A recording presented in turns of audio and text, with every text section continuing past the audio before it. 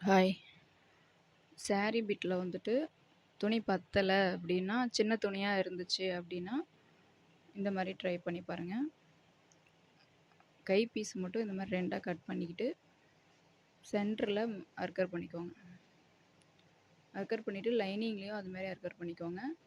Lining அது மேல வச்சு தையல் போடுங்க.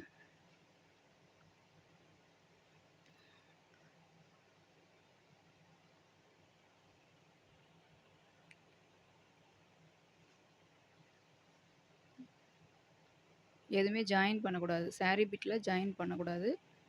லைனிங் வந்துட்டு அப்படியே வச்சு தச்சு திருப்புங்க.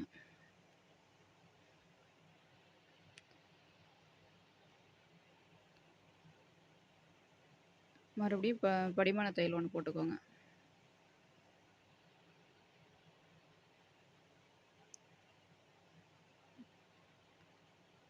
ரொம்பவும் பத்தலைன்னா, அவங்கள்ட்ட ரொம்ப குண்டா இருந்தாங்கன்னா, அவங்கள்ட்ட வாங்கக்கூடாது. ஓரளவுக்கு தைக்க முடியும் அப்படின்றவங்கள்ட்ட மட்டும் வாங்குங்க.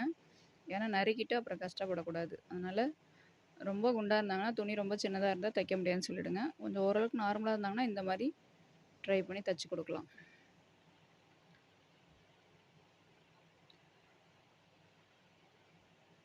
இப்ப நீங்க சின்ன சின்ன பீஸ், கழுத்து பீஸ் எதெல்லாம் கொஞ்சம் மீந்த பீஸ வச்சு, அது மாரி சுத்திலும் ஒரு தையல் போட்டுக்கோங்க. லைனிங் மேலேயே சாரி பீட்ட வச்சு சுத்திலும் தையல் போட்டுக்கோங்க. சின்ன பீஸ் கூட மிஸ் பண்றக்கூடாது. இந்த மாரி கொஞ்சம் சின்ன பிட்டா இருக்கிறவங்களுக்கு. இது ஏற்கனவே ஒரு டெய்லர்ட்ட போயிட்டு தைக்க முடியாதுன்னு திரும்பி வந்துருச்சு. நான் இந்த மாரி தச்சு அவங்களுக்கு தச்சு குடுத்தேன்.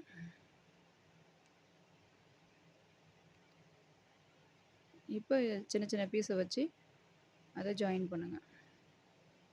மடிச்சு தச்சுட்டு அப்புறம் ஜாயின் பண்ணுங்க.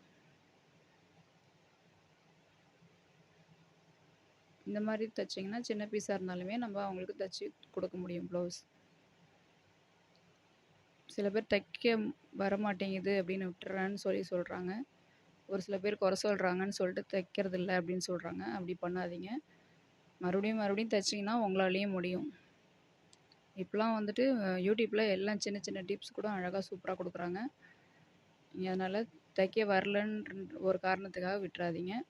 மறுபடியும் மறுபடியும் பீஸ் கம்மி பண்ணி வாங்குங்க. சில பேர்ட்ட பீஸ் வாங்காம கூட கத்துக்கிற வரைக்கும் ட்ரை பண்ணுங்க.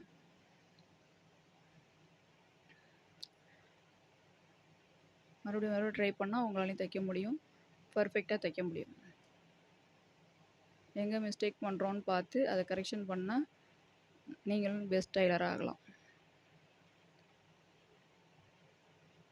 இந்த டிப்ஸ் உங்களுக்கு பிடிச்சிருந்ததுன்னா கமெண்ட்ஸ்ல சொல்லுங்க.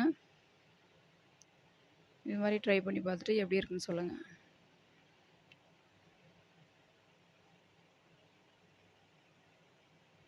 Thank you.